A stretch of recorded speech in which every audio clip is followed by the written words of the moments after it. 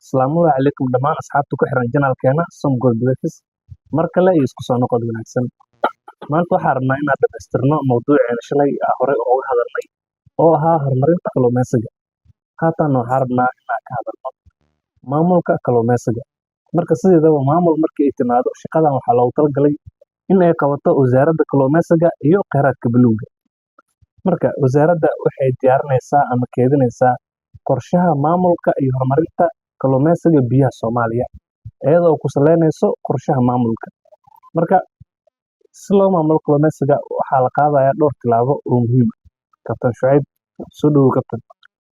waa dhowahay maanta sidoo kale islaamiya dhammaan bahda ku xiran Som Gold Wafis.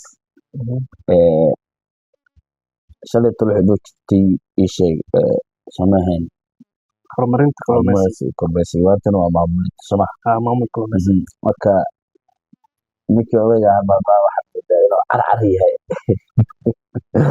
marka waa dhowahay waantin waa islaamiya. Waxaa jeclaan lahaa dhalinyartii inkastoo fikiro aad u qurux badan ay kasoo baxayaan hawshan qiimaha badan wax hadda aan wadno. Waxaa moodaa mar markay kasii dambeyso in dhalinyarta ay leeyihiin oo u baahan baahi aan naga maqana maanta kaalinteeda aad qaadanaysaa. Dhammaantiin waa nii mahad celinayaa kulley waajib isaarnaa haddaan ahay anigii iyo kutamahadba waajib ma saaran oo dadka badda barta waxaa waajib ku ah in bulshada kale iyo dadka ayaga la midka ah ama dadka xataa ka bacday hamigooda u yahay inay bartaan culuumta badda qaabka quruxda badan ee isku xilqaado sanitary ahaan loogu shaqeyn lahaa. Marka waxaan ugu talagalnay oo barnaamijkan waxaan u qabanayno ama ujeedkiisa guud waxay tahay in aan waajibka masaaran aan iska ridno oo dadkii hadda ka bacdi jidka hamiga ama hibada ee badda ka dhex buuxayso hibad u leh in ay u noqoto tusaale shaqada hadda hawsha aan wadno wax badanna ay ku fahmaan. Inkastoo aan muddo meelaha qaar in shacabka ama tiimka aniga xataa badda nala barta ah waxaa moodaa in pressure waaliya na saara. Marka waa nii mahad celinayaa intaas in ka badanna waa diyaara u nahay. Shaqada adinka noo dirsataanna kulley mawduucyada maanta aan ka hadlayno waxaa adinka aad soo gudbisaan in anaga falanqeyno sida quruxda badan aad noo idmateen waa niga mahad celinayaa dhammaantiin. Insha Allah kabtan waa mahadsantahay maanta. Adiga mudan marka maanta su'aalaha aan ku weydiin doono wax kale ma ahan waa su'aalo isku kooban oo maamulka kalluumeysiga ah. Sida wasaaradda inay dejiso sharci iyo siyaasad cad oo lagu maamulo kalluumeysiga. Marka sharcigaas iyo siyaasadda maamulka kalluumeysiga inaa noo sharaxdo. waa mahadsantahay kabtamaad. Sharci haddii la yiraahdo wadan kasta oo bad leh wuxuu leeyahay sharci. Soomaaliya wax moodaa sidii dowladda dhexe ee dalka u baxday oo burburka u imaaday ii sheeg waxaa dhumay sharcigii madaxa Soomaaliyeed ee biyaha Soomaaliyeed. Marka sharciga waa wax weyn dalkan uu ku xakameysmi karo waanan ii sheeg biyaha caalamiga ah ama baddaadana aad ku maamuli karto sharciga badda. Sharcigana wuxuu fursad siinaa kalluumeysatada dalka ku dhaqan biyaha Soomaaliya dhammaantooda meel kasta ay joogaan. Doomaha kale ama maraakiibta kale shisheeyaha ah ugu nabadgelaya dalka bey'ada deegaanka badda. Marka sharciga ii sheeg waa wax weyn oo muhiim ah oo u baahan in maanta dowladda dhexe ee sharcigaas si degdeg ah ay u qabato oo kalluumeysatada iyo deegaanka baddaba muhiim iyo intifaac badan u leeyahay. Maanta dowladda Soomaaliya ma xakameyn karto doomaha sharci darrada ku jooga biyaha. Waxaan rajeyn doonaa insha Allah nidaamyada hadda la wado wasaaradda wado hadduu hirgalo waxaan rajeyn doonaa in isbedel muuqda ay ka gaari doonto ii sheeg deegaankeena iyo sharciga iyo maamulka kalluumeysiga. Insha Allah wasaaraddan uga fadhinaa sharcigeeda taas. Marka sharciyada maxaa ka mid ah oo la dejinayo dhanka maamulka kalluumeysiga maadaama la maamulayo kalluumeysiga waxaa la dhahaa sharciga la dejinayo. Sharciyada la dejinayo noocyada kalluunka la qaban karo aha, doon kasta cabir ay leedahay soo maaha aha, way inta jirtaa waa sax. kiloogaraamka ay qaadan karto kale Aha, iyo xilliyada aha, waxaa rabnay in asxaabta u faahfaahin haa, wanaagsantihiin. Waxaa jiro baaris guud oo marka hore la sameeyo kalluunka dabar go-ayo iyo kalluunka kaleba in xoogaa baaritaan lagu sheego. Wataa hore lagu sheegay muuqaalka horumarinta horumarinta. Kalluun waxaa jiro biyaha ama dalka uu leeyahay ama dabar go' ku socdo. Kalluunkaas horta waa in marka hore baaritaan la sameeyaa. kalluunka ku demersalka demersal fish Demersal fishka ah. Weliba waa in si guud horta loo ogaadaa kalluunka waxa dabar go-ayo ama caalamka kala mid noqono ama wax si gaas ah Soomaali u lahayd ama biyaha Soomaali ee leedahay ku noolaa. Waa in horta marka hore baaris la sameeyaa oo surgeon la sameeyaa research. Kabacdi waxaa la ogaan karaa oo meesha soo gelaysa in la xakameeyo kalluunkaas oo hadhow si sharci markii dowladda ama wasaaradda sharci ka soo saarto kalluunkaas oo dabar go-ay in aan la taaban aan total la soo bixin gaar ahaan kuwa maamaliska ah waa sax.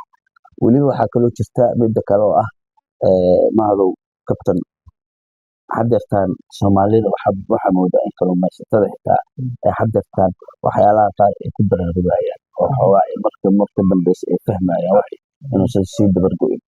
Marka sharciga waxaa ka mid ah taas oo waxaa baarista markay sameeyaan dowladda waxay xakameyn karaan kalluunka dabar go-ay kalluunka noolba labadaas waa saas.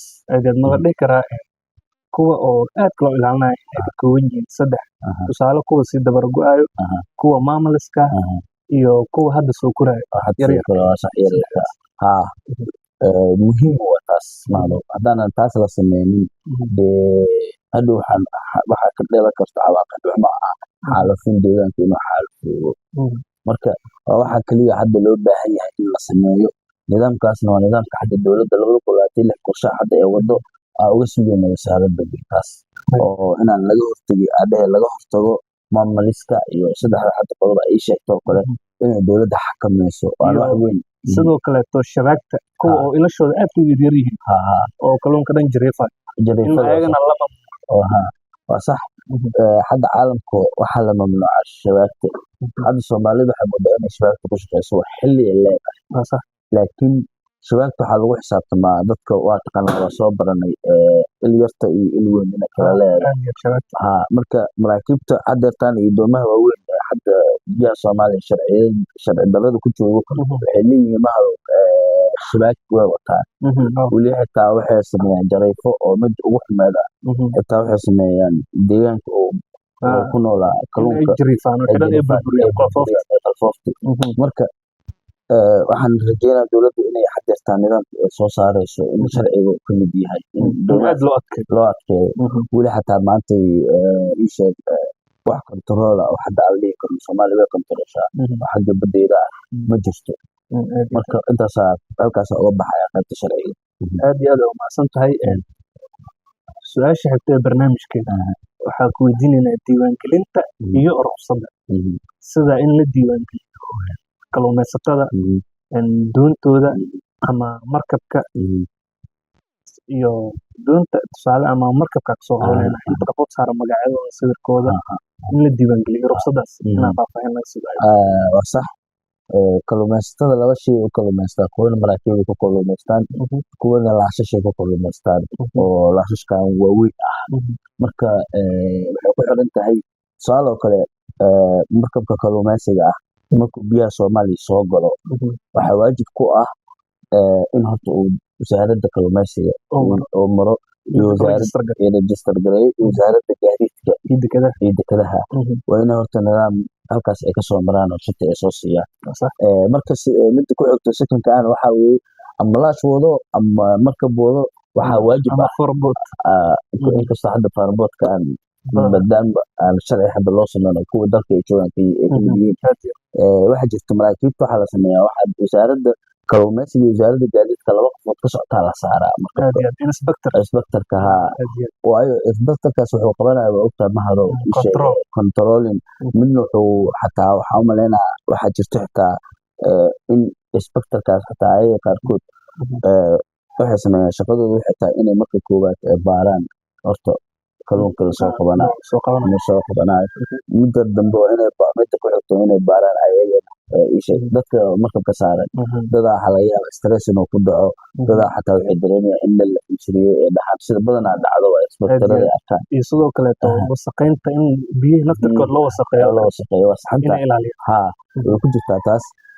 midoo kale waxaa jirta xitaa in ogaadaan deegaanka kalluunka ay wax ku qabsanayaan ama markabkan shisheeye weeye dowladda soomaaliya maxay siisay rushfad isbaktaraa la saaray waa in wax kasta lagu jeekimaa lala ogaadaa ayadoona bisinta la fiirinayo oo korjoogto saxa la sameynayo sidoo kale wasaaradda waxay moodaa xadirtaan nidaamkii hore in laga guuray oo hadda nidaamkii horena aan la isticmaalin kan hadda cusubna aysan wasaaraddu isticmaalin oo hadda waxaa moodaa bila control tusaale oo kale hadda bariga oo kale markaad joogto iyo kismaayo oo kale markaad joogto iyo waqooyiga kale oo isha berbere iyo meelahaas kale markaad joogto iyo saylac oo kale waxaa joogaan doomo oo sharci darro ku jooga dalka waxaana maamulka oo isha isteedada waxay sameeyaan waraqad sharciga siiyaan oo ay ka qaataan marka dowladda dhex ma xukumi karto wasaaradda gaadiidka la rabaa inay waxaa soo maraan wasaaradda kalluumaysiga inay soo maraan waxaa moodaa maamul goboleedka in waxoogaa ku gacan seeraayo xitaa isbaktarada xitaa lama saaro weliba ayagoo hub wato waxayna dhibaateeyaan mahado sheeko waxaa jirta hadda ka hor ishak si dhaba u dhacday raba inaa inta ka gudbiyo waxaa jirtay laashashkan yeman aaday kuwan kenya aadan baasa waxay ka baxaan ishak madhow meel la yiraahdo oo kismaayo iyo istanbul u dhexeyso jasiirada doomaha halkaasaa loogu shaqeeyaa oo kalluunka loo soo dabaa dadka deegaanka inay usoo dabaan ay u keenaan ay ka gataan way ka kiilaystaan iyo hadhowdii ilqabada ku saartaan miisaana saaran marka waxaa arkaysaa dalkii sharci daro ay kusoo galeen ayagoo sharci daro kusoo gala haddana way hubeysan yihiin oo isheeg oo hadda dalkii sharci darada ku joogo hubeysan haddana waxay sameeyeen kalluumaysatada inta u shaqeynaysa maana inta kale dadka shacabka u shaqeynaysa oo kale oo kalluun ayaga inay soo qabsadaan hadhow inay ka faa'iidaan rabaan waxay ku sameeyaan isheeg handadaad waana qalada hadda jirto sida burcadoo kale sida burcadoo kale u dhaqmaan ma leh isheeg wax xadeynayo iyo maamul dhahayo hubkan maxaa ula soo gasheen haddaa xataa adlistii shatiganay siinayno waa inaa bilaa hub aa la soo gashaan dalka ama ay dowladda ama maamulka markaas tusaale oo kale jubbaland iyo puntland oo kale iyo somaliland waxaa rabaa inay sameeyaan xitaa isha koonfur galbeed iyo hirshabelle iyo galmudug ayagana lamid waa inay qaataan nidaamka ah hubka inay ka dejiyaan amnigooda ay sugaan weli xitaa hadda waxyaalaha qaar oo hadda jira xitaa xitaa puntland hadda waxay soo kordhisay inay qof soomaaliya saarto oo isheeg qofkaas soomaaliga ah wuxuu u saaran yahay maahan inuu shacabka wax ka celinayo ama ayaga wax xakameynayo waa wax shacabka xitaa haddii la dhacayo uu qaali uga koos ayagaa lacag ku siinayo marka musuqmaasuqa intuu dhibkaas jirana waa midda hadda carqaladaha ugu badan oo haysta kalluumaysatada soomaalida